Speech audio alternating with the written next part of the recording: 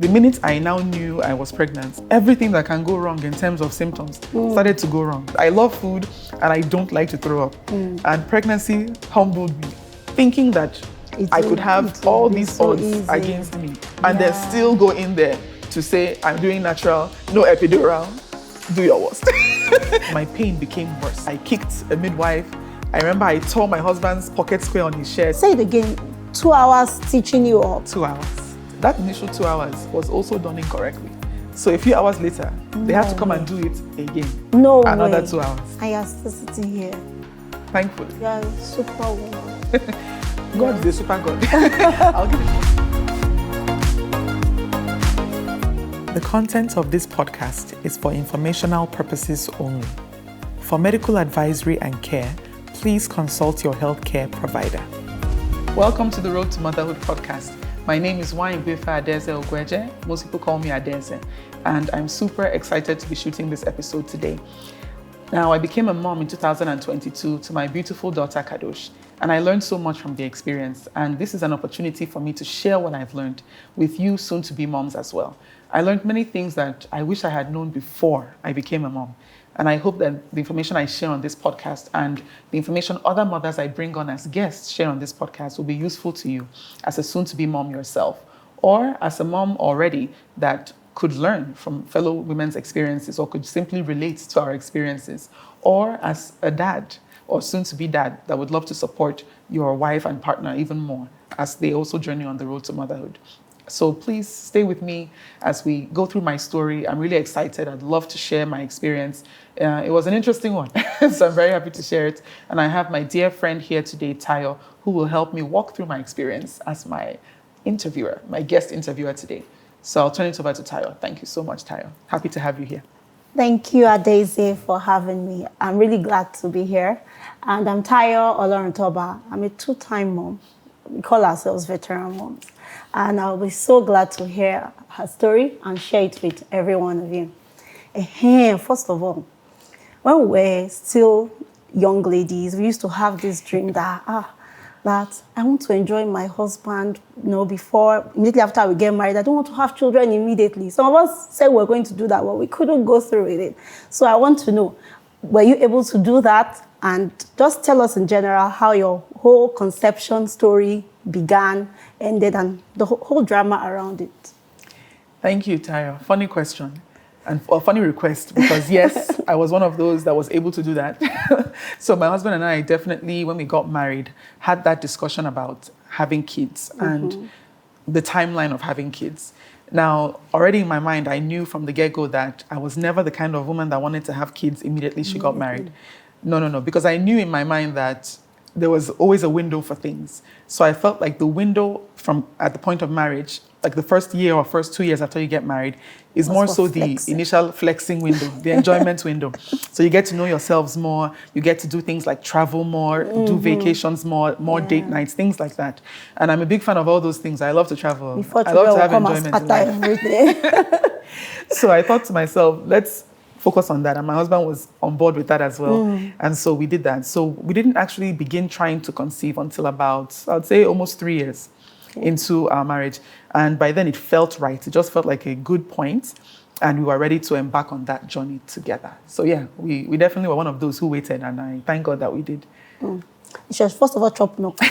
For helping all mothers like us to fulfill that dream, even though it couldn't become a reality for many of us. But first of all, people always say, try immediately you get married, start early or else. What if something goes wrong? So how was it when you now finally decided? Was it easy or was it a hassle at that point? So funny enough, like once we started trying, I believe we conceived like a month after. So I'd say it was relatively easy. And I thank God for that. All glory to God, because that clearly was a God thing. Yeah, I can imagine. So yeah, it was relatively easy. And then we just jumped right into that. I remember when my husband and I found out that we were pregnant, we kind of looked at each other and we're like smiling and laughing. We're like, I think my husband said something like a joke. He was like, you didn't even wait at all. You just immediately, we started trying and immediately we were able to conceive. So yeah, it was a pretty easy conception. Thankfully, we thank God. So that means there were absolutely no regrets for waiting those 3 years. No, not on my end. You'd have to ask my husband. I don't think he regretted that. But that's really nice. That's really nice. Tell me, how was your entire pregnancy journey? Like, summarize the pregnancy journey as a whole. Let me lean back. Some people, when they ask us, what was your pregnancy? I beg, let me not go there. So what was yours like? Tell us in detail. Well, since we're on the podcast talking about the road to motherhood, I have to go there. I would have been one of those who would have on my own said, let me not go there. Let me not go there, The story is long. Let's see. Okay, so from the point of finding out we were pregnant, we were excited, we were happy. And I think it was almost psychological. Like the minute I now knew I was pregnant, all of a sudden, everything that can go wrong in terms of symptoms started to go wrong. I believe they call that thing Murphy's Law in the US or something. So I started having all these interesting symptoms. I mean, the list is long. I went from being very nauseous. I think I was nauseous almost my entire pregnancy. I was having morning sickness, terrible, the whole 9 months. Now, it got better towards the end. But pretty much, I think I spent most of my days in pregnancy throwing up and multiple times a day. And me that loves food, the thing shocked me. Because two things, I love food and I don't like to throw up. And pregnancy humbled me because not only was I throwing up on an almost daily basis, the food that I loved, I couldn't even eat most of them. I was so nauseous. Everything was making me feel like just throwing up. And I think that pained my soul the most. Can you imagine? Because I love food. I have a different relationship with food. It's very intimate. So that was very painful. Oh, God. Aside from that, I also had heartburn, really tough heartburn. Oh, my goodness. And I think I hear that heartburn is normally in association with like having really hairy children. Or like if your kid has a lot of hair. Nothing for real. At least for me, it was real. Because Kadosh came out with a lot of hair. But I'll get to that. But I had a lot of heartburn. Oh my goodness. Difficulty moving. I was so exhausted, so tired. Smells. I was averse to so many smells. My goodness. Like even the smells in my home, I couldn't even bear the smells in my home. Like I had to even leave our home at some point and frequent my parents' home even more during that period because for some reason I couldn't bear the smell of our home. The symptoms were too much. So many. Too numerous to start naming all of them. But I think I had almost all symptoms you could have.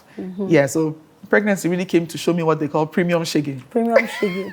So aside from those symptoms, what about other changes? Like how big was your bump? What was walking like? Because there are some times when like your third trimester or something, you literally cannot move. It's like your hips want to be torn in two. So what was it like for you at that point? Yes, how could I forget? And did you glow or did you scatter you know? Okay, so let me, So for the pelvic pain, that one scattered me. So I was in severe pain when it came to my pelvic area.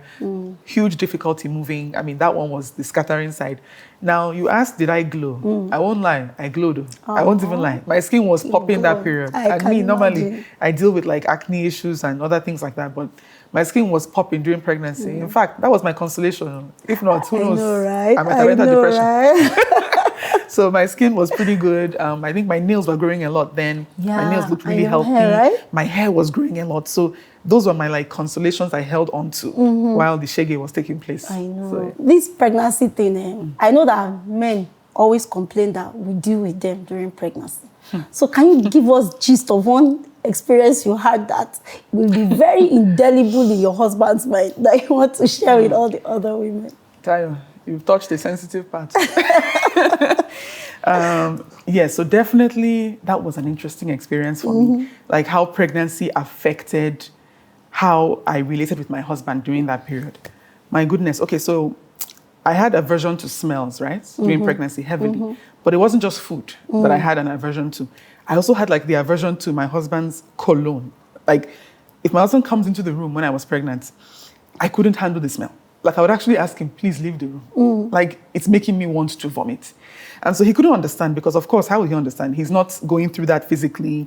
His hormones are not all over the place at the time. At all. And even me, I was trying to understand in my mind, like what is going on? It's my husband now. We're always in the room together. But this period of pregnancy, I couldn't bear smells. I couldn't bear my house, the smell of the house, food, and I couldn't bear the smell of my husband's like perfume. You didn't even want him near you at all. I couldn't even handle him near me. You understand? Like it was too much for me. And it was so shocking for him because it just wasn't, it's not the way we operate. Yeah. He was like, what's really going on here? Like, and I tried to explain, but of course I don't blame him for being confused because how do you explain that unless you're in it yourself? But yeah, that was a tough one. I would say more so for him. Yeah, exactly. So how did he react? Give us one particular day, and how did he react that day? My husband was the most gracious person during my pregnancy. Like, I cannot even lie. Super kind to me, super gracious, super understanding, even when it didn't make sense. So, something will not make sense to somebody, but they'll still be entertaining you anyways. That's what he was like for me. So he was constantly helping me out. I mean, if I threw up, he would help me clean it. If I needed something to eat that I could bear, the only things I could bear, like one of the only things I could eat was acha. Northern dish from northern Nigeria, and I don't even like acha on a regular day. But my husband had acha in the house, and he would prepare that for me. That was one of the as only a porridge things I could eat, as a porridge. Okay. That's one of the only things I could eat for like 2 months at a time. So he was so kind and gracious in a way that I don't even know if I could have been that kind and gracious with somebody this annoying. But he was so kind. So I'll never forget. Like that's also a huge part of the pregnancy experience for me that made it bearable. I also had a husband that was very supportive to me. Supportive. Yes, so yeah, it wasn't easy for him, Sha. We need some gold stars, Gold stars for good husbands. Yes. All right. So having dealt with the pregnancy issues, now let's talk about delivery. Dun, dun, dun. You see that delivery is a special aspect, So I want you to share your own. How was it? Did you have to do the normal vaginal delivery, or did you have to do a CS? What was the entire process like for you and your husband? Because I want to believe you were in it together. Yeah. All right. Delivery. Okay, where do we start? All right. So when I went into labor, it was around I think 10 p.m. on a Friday evening. Okay. So I went into labor. I started having contractions. And at the time, I was in my parents' house because, again, I had a really bad aversion to smells in my own home. So I couldn't stay in my own, I couldn't breathe. So I was in my parents' house, and they also live here in Abuja. We're in the same city. So I was in my parents' house, and I went into labor. I started having strong contractions, but they were like maybe 10 minutes apart, and they were bearable. Okay. So once that happened, I informed my husband immediately. I gave him a message. I think I called him or sent him a message. And I went and took my bath. So I took my bath for the evening because my mom had told me, you know what, just take your bath, prepare yourself so that if at any point we need to now go to the hospital from here, you're ready. Sure. So I went in, took my bath, got myself together when I could still bear the contractions. They were still bearable for me. Yeah. And then I did that, and then I laid down and I got some sleep. Then around, I would say maybe 7 in the morning, we got up again. And you were still able to sleep? Oh, yes, I was able to sleep. 10 minutes apart contraction. I mean, I think 10 minutes apart. I hope I'm correct. But it was long enough that it wasn't unbearable. Okay. And so I was able to sleep through. Then now I woke up around, I think, 6 or 7, and they had gotten much more intensified. So everybody got ready. My dad was in the house, my mom, my youngest sister, she was in the house. And then we all got ready. And we all put on our clothes and started heading to the hospital. Called my husband, let him know. And then he was coming to meet us. He came to pick us up. And then we all went to the hospital together, yes. So we get to the hospital around, I would say, maybe 10. In the morning. 10 in the morning. And that means it had been on for like 12 hours? Thank you. So we get to the hospital around 10 in the morning. And they do a cervical check on me to see how many centimeters I'm dilated, because you can't go into the labor delivery room to start pushing or anything until you're 10 centimeters. So I was 4 centimeters after at the all time. That. after all the entertaining enjoyment from 10 p.m. the night before. Yes. So I was about 4 centimeters, which thankfully I was up to that, because if I had been anything less than that, they wouldn't have been able to admit me into the hospital. I had to be 4 centimeters. So I was exactly 4 centimeters. Then they got me into the maternity ward. They put us into a room. So I was there with my husband, my parents, my sister. And things seemed like they were okay. The contractions were still bearable. I was still all right. Then the doctor came and put in, I think it was a nurse actually, came and put in some kind of a drip, and then I started throwing up. I threw up immediately. And so that was my sign number 1 that we were about to have a tough experience. Because once I threw up, I started feeling a bit off. Okay. Then they had hooked me up to an IV, and I believe they had put into the IV something to quicken the contraction. Yeah. I wish I got the name exactly of what they put in, but I knew they had injected something into that IV line. And then all of a sudden, my contractions became much more intense, much more paced after each other. Yeah. And I was in the first phase of agony. I say the first phase because I never reached second phase yet. So I was in the first phase of agony, and I started like really being in pain. I'm already even feeling it for you. Oh, I'm feeling it again for myself. I know, right? So I was really in pain. I was struggling. I was emotional. I was crying. But I was still holding my cry. Like, you know when you're crying, but it's still silent crying. You're not shouting at this point yet.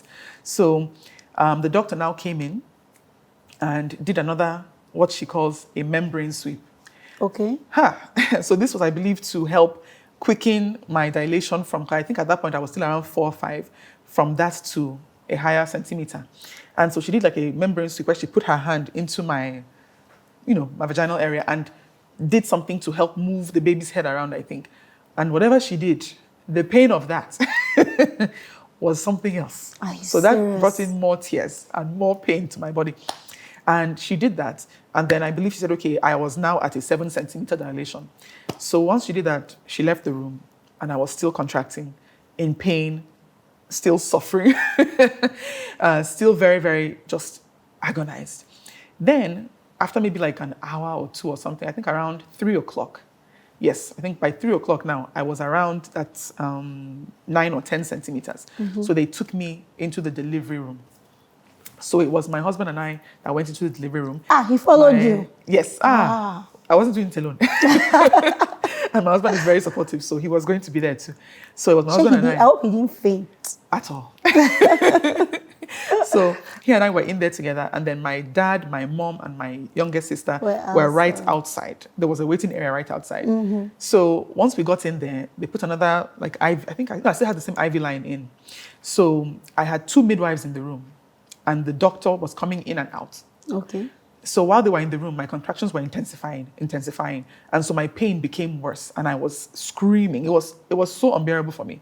And man, that delivery room experience, I always like to say that I'm a soft girl. Like I'm a soft girl era type of things. I am, but I realize I'm also a strong girl. Because it's only somebody who is strong too that will not die from such pain. You understand? I could bear that kind of pain that I experienced, and because it was intense for me. As in, I was screaming. I remember it was so intense that they even had to tell the doctor to tell my sister, who was outside, to leave, because she was around 18 at the time, and so they were like, "Oh, let's not traumatize her. Tell her to leave that area." So they told her to leave, and then my dad also was told to leave, and then my mom was still sitting in the outside area, and they told her not to come in. So it was my husband and I in the room. So I'm shouting, screaming. I mean, at some point, I remember I kicked a midwife. I remember I tore my husband's pocket square on his shirt. I mean, ridiculous things took place in that room. I remember I was shouting, screaming. The amount of God, please. I think I've said God, please more in that room than I've ever said in my life. Your entire life, yeah. So I was screaming. My husband was next to me praying and actively praying the whole time, encouraging me the whole time. I wasn't hearing anybody. So he was doing everything he could do. I just wasn't hearing anything. I was so in the pain. Yeah. And I remember my mom kept coming in. So they would tell her to leave. But because she was hearing me. Of course, she couldn't leave anything. That. So she kept coming into the room and she kept coming and telling me sorry. And even she was crying. So it was just intense. It was an intense. It was super intense. Mess, more or less, for the whole family. It was something. So as we were going through that experience, and I was just like begging God, like, can this thing come to an end, right? So I remember that the midwives were so encouraging as well. So my husband was so encouraging. That's good. The midwives were so encouraging. My mom was coming in and encouraging as well. So there are times when the midwives would tell me, don't push, right? It's not time yet, don't push yet. But unfortunately, I wasn't hearing any of that English. So I was still like, my body was like automatically pushing, I feel. I couldn't really control it. But they would tell me, stop, don't push, don't push. I couldn't hear anything they were saying. I was still pushing. So as I'm pushing, they are trying to stop me from pushing. So it was like this back and forth. Are you serious? Oh no, it was intense. Like I was literally like jumping off the bed. It was like, have you ever seen The Exorcist? It's like somebody's removing something from you. Like oh my God. So it was just so intense for me. And I was just like, what is happening here? Then eventually now when it was time to push, I believe I had fully gotten to the point that I needed to be able to push. I forgot to mention, before we got into the delivery room, while I was still at 7 centimeters in the maternity ward room, before they took me to the delivery room, because I was in so much pain, I had now requested an epidural. Okay. Because my original plan was a fully natural birth, no epidural. You chose that? Yes. Okay. When I think back now, I laugh because I don't know what I was thinking. For me, people do that all the time. So you had the option. Yes, but for some reason, I thought that was an option that was going to work for me. Okay. So I laugh in looking back because of how the experience played out. So at 7 centimeters, I now asked for an epidural. So my husband went to go and ask the doctor, please, she needs an epidural. And the doctor said it was too late, that it wasn't going to be of any effect at this point. Seriously. When I heard that, I think the kind of anxiety my mind went into, because I was like, what? Because I thought I could change my mind on my plan. So when she said that, I was like, no epidural. What are you talking about? I said, I want epidural. What are you saying? But then they were like, no epidural. So that's when it dawned on me that, okay, so I'm really going to war. I'm going to battle here by myself. So I was like, oh. So we got into the delivery room. So all that's happening, I'm shouting, I'm screaming, I'm begging God for some kind of deliverance from this experience. And when it was time to push, they told me to start pushing. I push. Nothing is coming out. So me, I said, after you had been trying to do it by yourself all along, and they said no. And they told me not to push beforehand. So now it's time to push. I'm pushing, I'm trying, nothing is happening. So I'm saying, I can't do. So I started actually speaking the wrong words. I started saying, I can't do this. I can't. And every time I said I can't, my husband would say, you can. Okay. And I'm like, no, I can't. Maybe you think I can, I cannot. So I'll be saying, I can't. And so he was saying, you can. And so again, my husband is there, my mom is there, midwives encouraging me.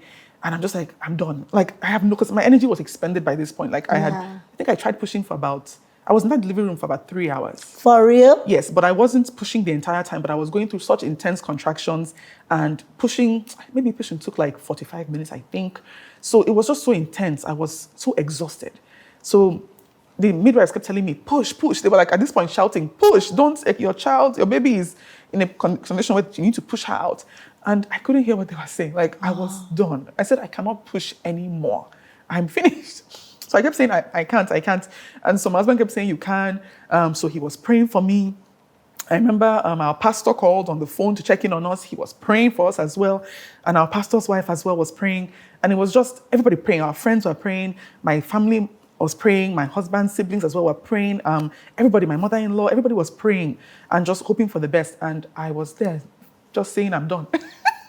So they had to be strong for you. They had to be strong when for you me. had lost hope, more or less. And that's why I will always tell anybody when you're going in for anything important in your life, whether it's giving birth or anything else, you have to have advocates for you. Because there are some things that you get to the point that you are so exhausted, you can no longer advocate for yourself.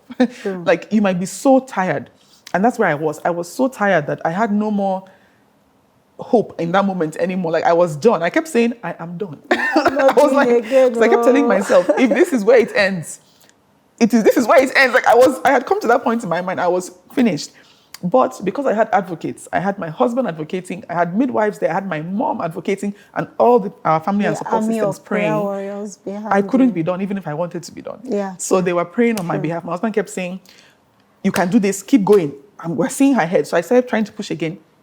So my husband was giving me updates. We're seeing her head, keep pushing.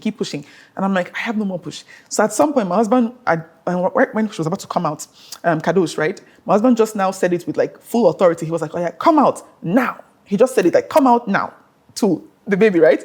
And literally once he said that, she came out. So she came out. And once she came out, I was like, God.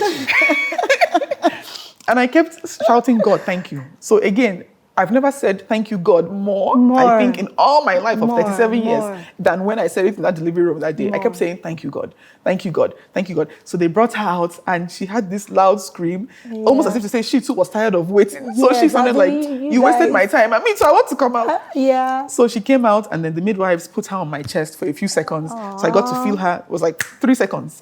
Just 3 seconds? It was so quick. So I got to feel her on my chest. So that was your experience of skin to skin? That was my skin to skin. I wish it was longer. But I'm thankful for the small 3 seconds I got. So they put her on my chest. You even see her strength. It's a mother's comfort. You can't, I don't even, because it's part of everything you went through. Just give me my baby. Give me my baby. I was grateful that they put her on my chest because I was just happy to feel her, even if it was for those few seconds at that time. Then immediately they took her into like this basin in the room to clean her up, to check her vitals, make sure everything is okay, her sight, her hearing, all of that. So while that was happening, we're all just saying, thank you, God, thank you, God. The midwives were excellently supportive. At that point, I believe my dad came in because at some point he had come back from where they took him to, and he came in because he said he wants to see the baby, so he came in. So he came in. Of course, my husband was there checking on the baby as well, looking at her. So all of them forgot you and faced baby? No, nobody forgot to. See, so that's the thing. Everybody was very supportive to both baby and I. Mama. So my husband would go to check on the baby and then come back to me, make sure I'm okay. My sisters called on FaceTime, so I think my husband brought them to the FaceTime so I could see them, and then they were telling me, like, well done to you. They were crying there. I can imagine. And so it was like a very big family affair. My mom, thank God, finally her heart had settled. So she was also coming down. She was no longer crying So she was no longer crying then. So everybody was just really happy at that point. Then we now moved into the next phase, which was now the delivery of what I never knew also gets delivered during childbirth. Seriously? Up until like the last trimester of my pregnancy. I didn't know that women also deliver placentas. But you had known before the delivery. You had come to know before the delivery. Yes, but I found out while I was pregnant. Before getting pregnant, I didn't even know there was such a thing as delivering placentas. Can you imagine? I was like, oh, you go in, deliver a baby, and you're done. I didn't know that you have another delivery. The placenta has to come out too. Right? So they, the midwives gave me like an injection in my thigh. Apparently, they said it helps to bring out the placenta easier. Okay. So they injected me in my thigh with, I'm not sure what it was, but a few minutes after, maybe like 10 minutes after, they kept massaging my stomach, rubbing it, and then eventually it also came out. They asked me to push a bit, and then the placenta came out as well. Okay. And then I saw that thing, and I was like, okay, so this is what was sustaining the baby the whole time. This is where all her nutrients were coming through and everything. And I was like, wild, because I didn't know until that any pregnancy that happens. Going to happen throughout the process. And so, then, was that one painful? No, it wasn't really painful, no. I think after what I went through with the delivery, that one, I didn't even consider that one pain. It was more like, just go, just come out, whatever it is. I didn't feel pain with that one. But you still felt the pressure more? Yeah, I still felt pressure, but it didn't feel like excruciating pain the way like delivery of Kadosh felt like of the baby. Now, after that, I now went into the next phase of the experience, which was sewing up. Because I had also torn during pregnancy, which was like, oof, that right there was something else for me. Because I was like, okay, I thought I'm done. I've gone through this battle. We're finished. That means when you were literally struggling to get the baby out, they didn't suggest or decide to do an episiotomy for you? Oh, they did. So they did. And then after they themselves did the tearing. Yeah. When baby came out, she also did more tearing for me. You've got to be kidding me. So it was like double tearing. And now I've learned from research that actually it's not even wise to do an episiotomy to actually be torn, because that makes the tear worse, as opposed to just letting the tear happen naturally. I've done some research and apparently that's the case. Like, you're not supposed to actually do that, because that could make the tearing even worse. Because if you're going to tear, just tear naturally, as opposed to if you tear artificially with on your own first, then that makes it easier for more tearing to happen as well, worse than it should be. So I think that's what happened in my case, because it was a little bit much. So she came out, and then there was some tearing there that they had to now do all the stitching for. And sorry if this is too TMI for anyone, how many stitches did you get? Oh, I don't know how many. I just know I was there for 2 hours. 2 hours. Just for the stitching part? 2 hours. Are you kidding me? No, I haven't even finished. I haven't even finished. So they gave me some kind of numbing agent. Like they gave me an injection, like a numbing agent to help me so I could bear the pain.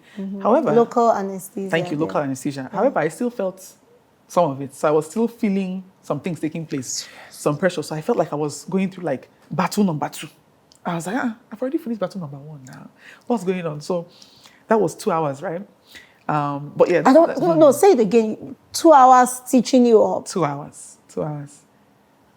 Yes, but that's not even the main It still gist wasn't of the the matter. whole. Are you serious? Because that initial 2 hours was also done incorrectly.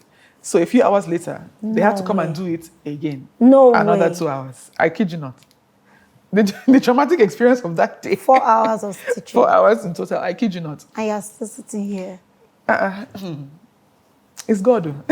And I kid you, like, that experience showed me that nobody can tell me God is not real. Because I couldn't be sitting here on my own. There's no way. It has to be a God thing. Yeah, so it was that intense. That was a very Are you intense guys day. hearing all that? That was a very intense day. Wow. Very intense. Yeah. Yeah, and we're here, thankfully. We're here. And Kadosh is here. Because I can't get over the show. I think when I think about it myself, I'm like, let me not think too deeply about it. Because in the moment itself, it was already like very anxiety inducing. Because I had a panic attack, I remember, the second time, for the second stitching. When they said we were going to have to do it again. Yes, because I had already, after the first time around, we had all as a family gone into the maternity room. So I thought I was done. But then it's because I now had some bleeding. And so we're trying to understand where is the bleeding come from. Then the midwives now realized that the stitching wasn't done correctly. So they had to now take me back. So the place I've already left the delivery room. Yeah. You're now carrying me back again after like 2 hours or 3 hours. I was like, oh no. So that's when I went into full-blown panic attack mode. Crying, shaking. They had to give me Valium, I remember. They had to inject me with Valium to calm me down because no way. Like I was shaking. I was like, this is ridiculous. I mean, I've done this already. So, and thank God again, my husband was there. So he was there holding my hand and just helping me. They gave me Valium and that really helped me the second time around. So that kind of like knocked me out a little bit. So I was like, oh, I could bear it more. Even I am still in shock because I don't even, okay, you're a superwoman. God is a super God. I'll give it more to God being a super God. Oh my God, I can't even bring myself to remember my questions. I've been so exhilarating. It was definitely an experience. It was definitely one. Okay, now I know that I could call it like a gruesome experience, more or less, because I don't even want to imagine putting myself in your shoes, let alone putting myself in your shoes. But in spite of that, would you say you have any regrets? What do you think you could or would have done differently? Okay, so in terms of regrets, I regret not asking for the epidural earlier. True, right? I think I overestimated my capacity. I'm a big girl. And not to say that others don't do this. So I really want to be very clear to anybody that's listening and watching and hearing this story. Others do this. There are other women that go in and have natural deliveries. True. And have seamless experiences. Seamless, very From what seamless. I've also heard, people that I even know have had beautiful natural experiences, no epidural. So I don't want to scare anyone. It's more than possible. I think the thing for me was that I was overestimating myself because I don't think I was somebody who was going to be able to do that. I think that, for example, if I consider factors in my life, during my pregnancy, I wasn't very active. So I wasn't even doing exercises to help stretch out my pelvic area to even prepare for a natural delivery. I didn't do any of that. Okay. I was much more like sedentary. Was it that were you told and didn't do it, or it never came up during your antenatals or anything? I was told. I was recommended that it's good to walk around, to try to exercise, but I was feeling so tired that I just couldn't be bothered. I was like, it was hard enough being pregnant already. For me, I was like, I'm not doing it. I'm not doing it. Once I get there, I will get there. And when I got there, I got there. So that was number one. Oh, you did get there. And I think also that personally, I believe that also age plays a factor as well. Okay. I personally believe this. I think you were 35 at that time. I was 35 when I got pregnant, 36 when I delivered. So I think also that I have what is technically called a geriatric pregnancy. I think that's what it's called if you deliver after 35 years of age. Okay. So, when I was growing up, I always heard, okay, delivering earlier, right? as a younger age, maybe in your late 20s or mid 20s or even earlier 20s, can be an easier experience for you. Okay. Now, I didn't really care. And that's the truth. I wasn't bothered about that age number. And I still don't regret my age of delivery. I don't, because I'm happy at the time I delivered. Yeah. That's not my issue. But what I do regret is thinking that I could have all these odds against me and then still go in there to say, I'm doing natural, no epidural, do your worst. That's what I kind of regret, like that attitude I had. Because I think I could have been better prepared to go in there and ask for an epidural on time or choose a different route, like maybe the CS route. So I feel as if I went in there very... maybe like a difficult attitude, more or less. Thank you. Like maybe lackadaisical about it. Maybe naive a little bit. Okay. Yeah. And feeling like a superwoman. Yeah, just feeling like I could do whatever I wanted and it would be anyhow I wanted to be. So. Oh my God. Now, what about how was the process, the healing of the... Because I can't even begin to imagine how bad the tear was. But how did you cope? How did you cope? Now, interestingly enough, that is where, again, God showed up and showed out. Because for like the first week, it was kind of uncomfortable to sit down, uncomfortable to move around. My husband was helping me a lot. My mom came in to live with us for those first 4 months after delivery to really help us out as well. We had a nanny as well. We had people helping in the house. So I had so much help that it was more than bearable. So even though physically it was uncomfortable that first week, I could bear it. And then my doctor also recommended I buy what they call a sit bath. So it's this thing that you put when you go into the restroom and you fill it with water and it helps to cool that area down so that it's more comfortable for you. So you didn't have to put salt in it? You put a little salt sometimes, so it's more comfortable for you. So that helped me a lot. So my healing was very quick. I would say in like weeks to 1 month, I feel like I healed very well. And then by 2 months, I had healed very, very well. So my healing was a very quick healing process. And I'm very grateful to God about that. Yes, very grateful to God for that, because I'm actually, I know someone that had the same issue and ended up with a very terrible prolapse, you know, where the contents of the pelvis begin to fall out through the vagina because the pelvic floor had become weak from improper healing of that. So honestly, you are literally a walking miracle. I receive it too. Yes, so like seriously. I receive that. Because I believe that. I can't get over those 4 hours. I can't stop thinking. I can't stop thinking about it at all. So there's this thing they say that you know, as a mom, after you've had, no matter how much pain or how many hours you spend, that once you see the baby and the whole process is complete, that you forget. You even remember what the pain looks like. You know, without even asking you, obviously you still remember. But what do you want to say about that? What would you like to say about, you know, it's like a theory or obviously it may or may not be a myth. I doubt it's a myth because I think some people actually do experience it that way. So, but for you, what would you like to say? So I believe that some people do experience it that way, some mothers, and I say kudos to them. Good. Wonderful. I still remembered. If you will be able to give me I still remember though. For like this one. And it's one of those funny things for me where I was the most grateful for Kadosh coming out healthy, well, beautiful. I was so grateful to God for her life, so thankful for her in my life, and that will always be the case. And at the same time, I did not forget. So I still remembered every single thing that took place. Maybe I forget maybe a few details, the name of what they injected me with to help speed the contraction. But in terms of the pain, no, I didn't forget. So whenever I hear that, I laugh. I'm like, I didn't forget. You guys don't know what's going on. Maybe you're saying that you believe it was worth it. Yes. So I believe that Kadosh was worth everything I went through. Absolutely. So that I will forever agree with and believe. Now, did I forget? No, I didn't forget. I didn't forget. Oh, it's cringy actually. Very cringy. Now let's talk about that very popular 4th trimester. You know, I think people call it 4th trimester because it's as good as still being in the whole pregnancy condition. So what was it like for you? The sleepless nights. Oh, okay. Let me allow you to say to talk about it yourself. So, for me, the 4th trimester, which is the first 3 months after you deliver your baby, for me, I think it wasn't as terrible as it could have been. So it was hard, simply because it's an adjustment. Okay. I'm going from sleeping whenever I want, doing whatever I want during the day, to no sleep at literally all. being around the clock to ensure that our baby is well. Because she's fully dependent on us and on me for food, for feeding, for watching over her, taking care of her. The thing that was very helpful for me, and the reason why I say that I don't think it was as hard as it could have been, is that I had my mom living with us. So she was there for 3 months. Omugo. Sorry, for 4 months. She was doing omugo. Yeah, in Nigeria, right? Yeah.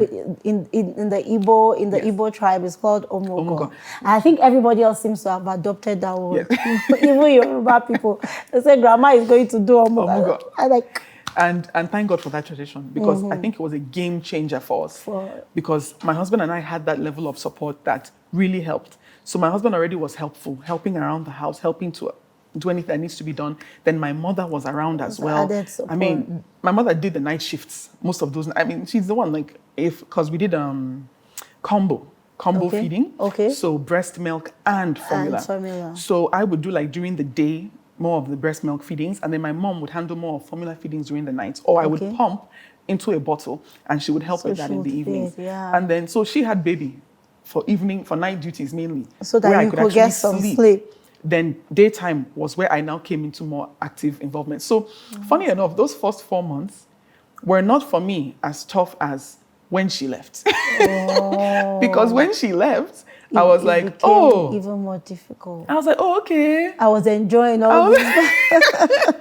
I was like, okay. And she was with you for 4 whole months? For 4 whole months. And the funny thing is that, and just to explain to you how much postpartum and the motherhood experience is all consuming, with my mom's help, with my husband supporting and helping, with a nanny, because we have had a nanny since Kadosh was born. Yeah. With all of that, it was still tough.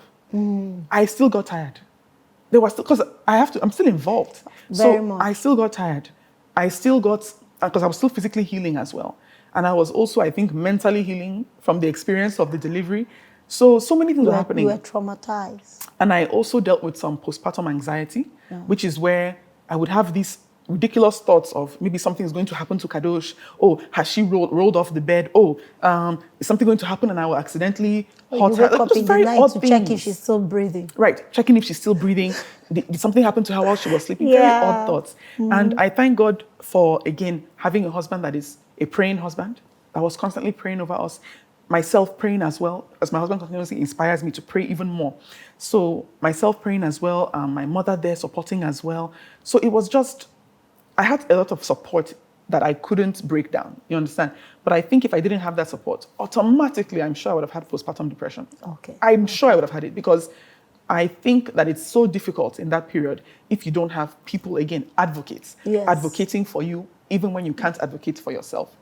So, so I think my 4th trimester was not a terrible experience. I actually found it to be tough transitioning, yes, simply from being a lady with no motherhood responsibilities to one that has responsibilities now in motherhood. But I also found enjoyment in that period as well. I had enjoyable moments where I felt I could sleep sometimes. Give us some examples. The sleep. The sleep is actually very precious. Yes, I think very precious. The sleep for me was worse again when my mother left.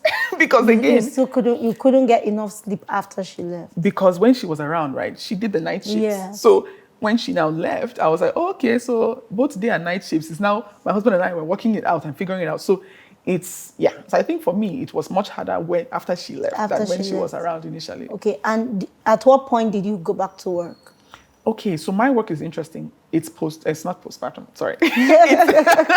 It's remote work mainly. Okay. So, and I also didn't go back to work immediately at all. I think even remotely? Even remotely. Oh no, I took time, months, up to 6 months, I would say, if not more. I had no sense of rush. Okay. So that's, again, the beauty of having advocates for you. Again, I have a husband that was also considerate of that, right? So also was thinking more about the burden of the financial responsibilities and things that need to happen to support our life now. Yes. So I didn't feel pressed to go back. Any pressure to have to start earning more money? Right, and not that earning more money is not good. I like the earning money we all like money situation. It's just that in that period I knew that there are sometimes when to have that on my head so heavily.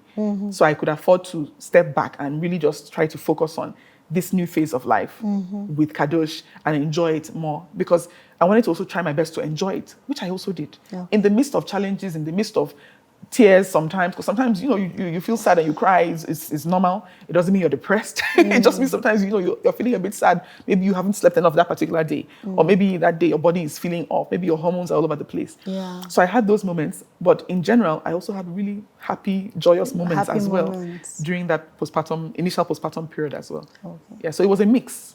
Yeah.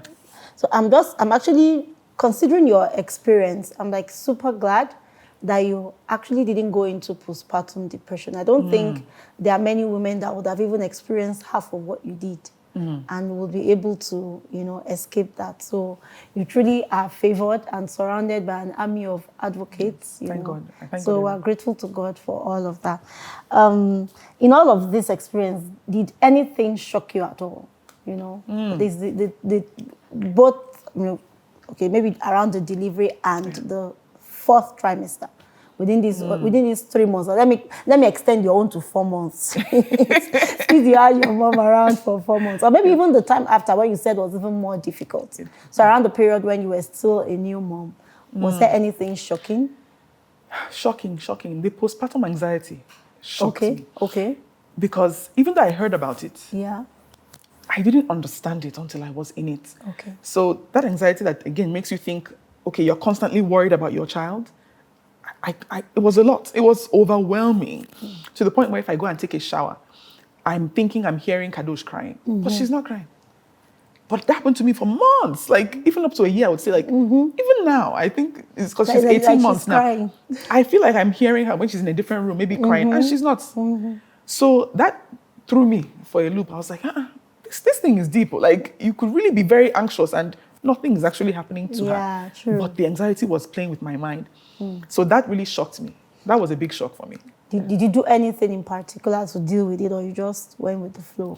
So what I kept doing, and when I remember to do it, was when I would be, for example, in the shower, and I'd have that anxious thought, thinking she's crying or she's hot or something, I would say to myself, God did not give me a spirit of fear, but of power, love, and a sound mind. Okay. I said that verse many times, because I knew that what was happening here was something else. So I had to really talk back to my mind. And it helped. Okay. And the thing is that it helped, for example, in this moment, and I'd have to say it again when it happens again. Yes. And again, and again, because it kept happening and I have to keep saying it. And then over time, it has gotten better. Okay. So so that helped me a lot, because even though I knew rationally that what was happening wasn't an irrational thing in my mind, it was still happening. So I knew that I had to now start talking back to my mind. Do you still have to do that now? Not as much as I did before. Okay. Now it's way less of an issue, but it's still there sometimes. Or sometimes, for example, I could be sitting here in the living room with my husband or trying to do something on my phone, and then I'm like, did I just hear Kadosh? Is she crying? Then I'll go and check in. Maybe she's with her nanny at the time or something, and then I'll go and check in, and she's playing. She's laughing. So. And it's just still all in your mind. It's still in the mind. So that was a big shocker for me, how much the mind plays with you. So, I think our people used to say this is called being like a mother. It comes with, like, it's an instinct, that makes you feel that way. Now, having experienced all of this, did it make you appreciate your mom more? Ooh, 1,000% more. It's no, funny. not for caring for you, okay. What did Adaeze do to her mom when she was little? Oh, yes, because my mom, so she raised 5 of us. Once I became a mother and went through pregnancy, went through labor and delivery, went through the postpartum, I would just think of my mother and I would just say to myself, Kai, I can't thank her enough. Because as a child, I didn't have any worries. I was just being Everything raised. was on mommy. Right? I was just being raised. I mean, my parents are there. They're taking care of us. I'm not thinking about how are we going to eat. I'm not thinking about what she went through during pregnancy. I'm not thinking about how she delivered me. None of that. I'm not thinking about, how she paid for school fees. Nothing. Or how my dad paid for school fees. None of that. All I'm thinking is, my parents are my parents. They're there. And they're doing what parents do. We always say that children don't send you. Do you understand? But once I became a mom and I now saw the cocoa of the matter, I said, my mother tried. I know, right? And she over-tried. I know, right? Because she made the thing look like it's not that hard. But True. But there's work involved. True. There's work involved in parenting. There's work involved in motherhood. And because I never knew her pregnancy stories. I never knew her labor and delivery stories. I never even thought to ask. So up till now, have you asked her? I asked her when I was pregnant. Okay. But before then, I had lived 36 years of my life. I never thought to ask her. Never considered that it's a story worth me having to ask. But then I got pregnant and I was like, what's going on here? And I asked her, did you go through all these things? But the funny thing is that for her, she didn't go through this type of pregnancy or labor and delivery experience. So she too was shocked by my experience. Oh. So her experiences were not the same. Okay. Except I believe with our youngest sibling, which was a bit more tough for her. But for the other experiences, it wasn't the same. Because even she was like, when she saw my labor and delivery experience, she was like, what's this? Like, this is not what she went through in labor and delivery. I can imagine her crying that, God, why does my daughter have to go through this, you know? And my mom is so funny because I remember she said she was having conversation with God when I was in the labor room. And she was like, God, what's the meaning of all this? Like, she's like, we're your children. Help us. Like, she needs help. I know, right? So it was funny how everybody was. That he hears, you know? And that's the thing. I believe, of course, God hears us. And I believe that all the prayers and all the things and all the conversations everybody was having on my behalf and on Kadoshi's behalf, God was hearing all of it. Good. Hallelujah. And kindly answered us. Yeah, he did. He did, actually. Yes, very much so. If not, even though you are remembering the pain, the way you are laughing while still talking about it, and you haven't even shed a tear, so you are fully healed. Hallelujah. Very, very healed. I think it was initially after delivery that I think I cried my cries. Like I was really in a very emotional state then. But now I don't really get into that. Like I guess I know of the pain, I remember it, but I'm not feeling it as viscerally as I felt it in the moment. Yeah. I think now I can look back in retrospect and analyze and just say, I just saw the hand of God throughout. Yes. And all I feel like doing is saying, thank you, God. Thank you, because it's God. a miracle to be here. Truly. I know that's not always how everything When you said you would cry, what was your object of tears? Was it like remembering the pain, or why maybe you were angry with the system that had to make it difficult for you? What exactly were you crying about? I think multiple things. I know for sure I was crying about having to go back for those second stitches. Okay. As in that's afterwards. After I was still crying, remembering that I had to go back. Were you? And why were you crying? Oh, because that was very traumatic for me. Okay. That was like the height of the trauma for me. I was like, I thought I had finished the battle. Okay. So to hear that hours later was very traumatic. I was also crying at the fact that I was alive, because I really do believe at some point in the experience, I didn't think that was a guarantee. Because when I said I can't do it anymore, I wasn't kidding. I meant it. I was like, no, I can't do it anymore. And I had made peace with that. I was like, oh, it's all right. I cannot do it anymore. I'm finished here.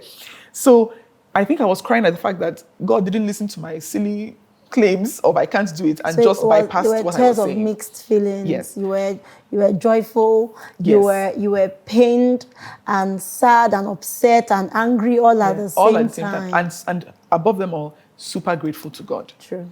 That for everything. True. Like for how his hand played out in everything. Even in the traumatic parts. Even with your state of mind. Yes. Because at that point in time, you had this very negative mindset because it was just too much for you. I did. I was saying the wrong things. And thank God, again, thank you, God, that I had people saying the right things, like my husband, my family, and everyone else. Okay. So all in all, what's the biggest lesson that you have learned on this road? Because we're still on this journey. What's the biggest lesson you have learned so far on this road to motherhood? So my biggest lesson I've learned on my road to motherhood is so many lessons. I would say my biggest one, I'm going to have to take it back to God again. My biggest one is to walk this journey out with God by your side. And what that means is acknowledge that you need God. And that you're actually going into what is like a battle of sorts, right? Whether it's a tough pregnancy experience, or whether it's a tough trying to conceive experience, or whether it's a tough labor and delivery or postpartum, there's going to be some aspect that's going to be challenging to you. and stretch you. And my biggest lesson is walk with God through it. Walk with God through it. And that is how you will make it out with your sanity. And that's how you'll make it out able to thrive. And I think that's what, for me, was the biggest anchor throughout the experience. From the beginning, again, my husband and I, we would pray during pregnancy. We would declare things over our daughter, declare good things over her life, over my life. And even though we didn't have the delivery experience that we were both looking forward to, you cannot tell me that God did not show up there. God showed up there because I'm here talking to you. I'm here talking to you. So, so that's my biggest lesson. Walk with God through it. And also, let me add one more lesson. Please do your research where you can. And what I mean by that is, don't be afraid, for example, of a story like mine. Your story does not have to be mine. It doesn't. I know people who had lovely stories from conception to pregnancy to delivery. It doesn't have to be my type of story. But just do your research about things that you need to be prepared about in terms of things like, vitamins you should take, the type of preparations you should do, like exercises you should do if you want to have a natural birth, different things. Just do your research. Okay, how the process might go. What happens if you have to move into a plan B? What is your plan B? Who will you have with you advocating for you while you're having your delivery, whether it's at home birth or whether it's in hospital? Just do research, because that helps you also go in there more prepared, more informed, and you don't feel like everything is a shock to you when it's happening, whether it's in pregnancy or whether it's in labor and delivery or postpartum. So just do your research as much as you can. Ask other mothers you know. I did that quite a bit during pregnancy. I think that helped me a lot. Ask them about their experiences. Ask them for advice. Ask them about, how to prepare to bring in a newborn into your life. Just ask them any question you can ask. And then also go online, do some Googling. Go online and get the right information. No. And again, don't let fear cripple you, because that's another thing. And I'm really particular about that. When I thought about sharing my story, I had that thought of, I don't want to scare people away, right? The only reason I'm still sharing it anyways is because I believe that you can have somebody's story and see it as a case study. And not really as your story. You don't have to identify that is your story. Just see it as a case study and learn from it. What can you learn from my story? What maybe best practices can you learn? What things not to do can you learn? Just learn from it. Don't take on any fear from it. Just learn from it and prepare more so you can have the story that you want for your experience. Yeah. After everything you've been through, first of all, I can't even put myself in your shoes. I know what it took for even I to go for number 2. But you see, this your story is on a different level. So I want to know that after everything, are you courageous enough to try again and go for round 2? So, that question you asked me before about, do you forget the pain? And I said, I didn't forget the pain. Now, what I can understand when women say that they forget the pain is that the pain isn't enough to stop you from going again if you want to go again. So the short answer, yes. Initially, when I first gave birth to Kadosh, I was like, okay, it's okay. We have beautiful Kadosh. Yeah. It's okay. We've done our part. It's okay, Kadosh is wonderful. She's enough. Then months after, maybe like 6 months after to a year, as I'll be looking at Kadosh, I'm like, see, she needs a sibling. Not even that she needs a sibling per se, but I like you a lot. I like you. It's like, I'm not one of you. So I had that sense where I'm like, yes, I'm open to having more children. Yes, I am. And that is even with the remembrance of the pain. Yes. Because I also believe that I'd be going in here more informed, that going the next round more informed. I wouldn't make the same birth plan decisions the same way. Okay. So the way that I chose to go in to have a vaginal birth, no epidural initially, I wouldn't make that same decision, I believe, this next time around. Okay. I'd want to do it a bit differently. So I feel I'm going in more informed. So yeah, long answer, short answer, yes. Okay. Yes. But I'm still curious, so would you still do a vaginal delivery, or would you go for an epidural to... Yeah. Not epidural, for a cesarean section? So at this point in time, I still believe I would want to go the vaginal route. Because I enjoyed the healing being as quick as it was. Okay. And I would want to do an epidural this time. And definitely. I wouldn't want to allow the episiotomy. I wouldn't want to allow any additional cutting. If it happens on its own, let it be on its own. Okay. Let us not add any additional cutting to it. And with an epidural. Okay. Yes, so I believe with that plan, it will be a different experience. Super mommy. All right. You like to travel, yeah? So For after vacation, please. Not having to Not go and travel travel for for work work. all the time. It's vacation. I mean enjoyment travel. Yes, so enjoyment is very important. So after all of these, of course, you ought to have gone to relax. So you've traveled. You've traveled, right? Yes, we've had about two travels. No. Since. I hope you went to Kadosh. So no, we didn't go with Kadosh. My husband and I went for these 2 trips. One was actually a work trip.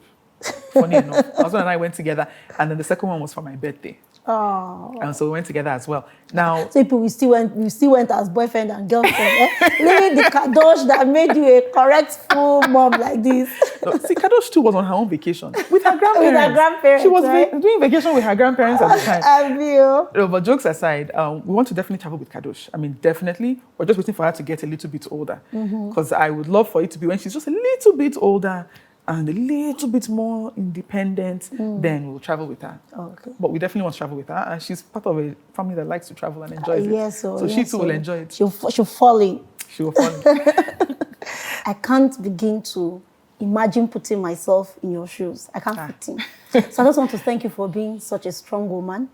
And for coming through all of this and still coming out as beautiful and happy, as you are, for being a fantastic mom to Kadosh and being a wonderful, beautiful, supportive wife to my big time brother, Ike. So I'm just seeing you and hearing your story, the way you shared it in depth, and still being able to share it with a smile on your face means a lot. So I'm really grateful to you. Thank you for having me. It's really an honor, coming. So, but before we conclude, there's some few questions I'm going to ask you. Some rapid, short questions, rapid Q&A. So I'm just going to ask you 5 seconds to give me your answer. Okay. All right.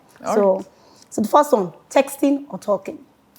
Texting. I don't like all that extra talking on the phone. Chocolate or vanilla?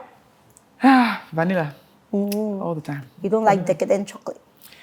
Only if it's German chocolate cake. If not, vanilla. Okay. So beach vacay or hiking trip? The beach. I don't like hiking at all. Too much work, have you? It's too much. Too much sun, too much... What's your favorite childhood movie? So many. I'll say Sound of Music. I love that movie. I watched that thing so many times. Okay, I think it's a generational thing. Loved it. A sound you love. Tell me a sound you love. A sound I love. My daughter laughing. When Kadosh is laughing. Hey. It's the loveliest sound ever. I love it. Tell me one thing that always makes you laugh. One thing that always makes me laugh. Watching reruns of the TV show Friends. Oh, okay. I love that TV show. For real? I watch reruns cool. like every year. That's cool. Always makes me laugh. One thing you do for fun and self-care. You look very pampered. So what's that? One thing I do for fun and self-care. Okay, I love going to get deep tissue massages. Oh, nice. And then taking myself out for lunch after I get the deep tissue massage. Yourself, right? Myself. Just you and you alone. I just like that. Like it's a me thing. I'll just go get a deep tissue massage, then I go and have lunch by myself. I just like it. It's my time. All right. So what's that one thing you love about being a mom? One thing I love about being a mom? There are many things I love about being a mom. The one thing, if I just choose one, I love the responsibility. Okay, for another human word. being. and let me explain what I mean. So, I'm 37 now. I've grown up. I've worked in different places. I've had responsibilities for other people, right? For their work, their deliverables, and all of that. But this is like Kadosh is my direct responsibility, my child, and there's this sense of fulfillment I have from being part of the team that takes care of her, being part of the one that helped bring her into this world. True. I've had it. I've never had it for anything else in my life. Okay. It's this sense of fulfillment and joy and just feeling settled in my purpose in life. Like I got a lot of purpose from Kadosh. From being responsible from being responsible for her and fulfillment and all of that, joy wrapped, all of that. So that's the thing I enjoy the most. The responsibility of being able to care for her and bring her up in this world. Okay. Yeah. If you could wrap motherhood in one word, what could it be? In one word, I think it's 3 words. Yin and yang for me. Yin and yang. And I say that because I feel like for motherhood for me there are two sides to the coin of motherhood. So on the one side, like I said, the greatest fulfillment I've ever had is becoming Kadoshi's mother. Greatest fulfillment, nothing compares. No job I've had, nothing I've done. Greatest fulfillment I've ever had is being Kadoshi's mother and being able to raise her and be part of the team that raises her, of course, alongside my husband and everyone else. And with that comes a lot of joy for me, a lot of happiness, a lot of clear sense of purpose. I'm not lost. I don't have any identity crisis. I know who I am more even now than I did before. So I have such grounding in that. And the fun times we have, the laughter, the playing with Kadosh, all of that, I love Kadosh very much, and I love our experiences, and I love our life. That's one side. Yes. And at the same time, because two things can be happening at the same time. At the same time, it is the most challenging thing I've ever done in my life. Motherhood is the most challenging, the most stretching, the most anxiety-inducing, the most sometimes having to cry, tears-inducing. It's the most challenging thing I've ever done in my life. And I've never had an experience where I am the most challenged and the most fulfilled at the same time. At the same time. Never had it. So, yes, it's both things at the same time. That's why I said it's yin and yang for me. And I think sometimes and this is why it's important to also, when you're researching other people's experiences, also consider that it's just experiences you're seeing as case studies. Don't make it your own. Because sometimes when I check online how people share stories about motherhood, or when I ask some people, it's one-sided stories. So either I hear that it's the most amazing thing, and I hear no issue, no challenge, no nothing. It's just the most amazing thing on earth. And then I hear some people's stories. It's so painful. It's so dreadful. And all I hear is it's just tough. Now, when I entered it myself, I now understood that it's actually both things. It is both amazing, miraculous, fantastic, and challenging and stretching. At the same time. All at the same time. Okay. And that is what makes it the beauty that it is. It's all at the same time. It's yin and yang. Okay. So, yeah. Thank you so much. That was more than 5 seconds, but yes, now you needed to just express yourself. I needed to explain. I know, that's why I just left you to do your thing. Thank you. If there is a time in the future and you want Kadosh to use one word to describe her mom, what would that word be? One word to describe me? Hey. Are you sure I will not go beyond one word again? One word is tough. Try one word. One word to describe me. One word to describe me. Kai. It's tough.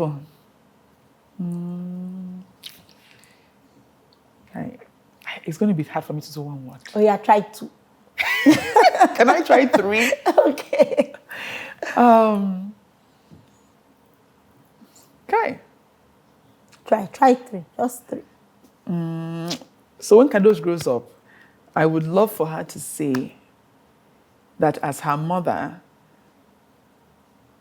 it was clear I loved her. Okay, that's more than 3 words. Okay. It's clear that my mother loves me. I just want it to be very clear that she knows that I love her. Should I help you make that one into one word? Please, loving. Love. My mom is love personified. Love personified. I'll take that. All right. Thank you. So thank you so much. This has been so surprisingly eye-opening as a veteran mom, to be honest. And you made me go this way, you know. There are times I wanted to cry. There's sometimes, and so it's been so beautiful sharing this with you. So thank you so much for having me.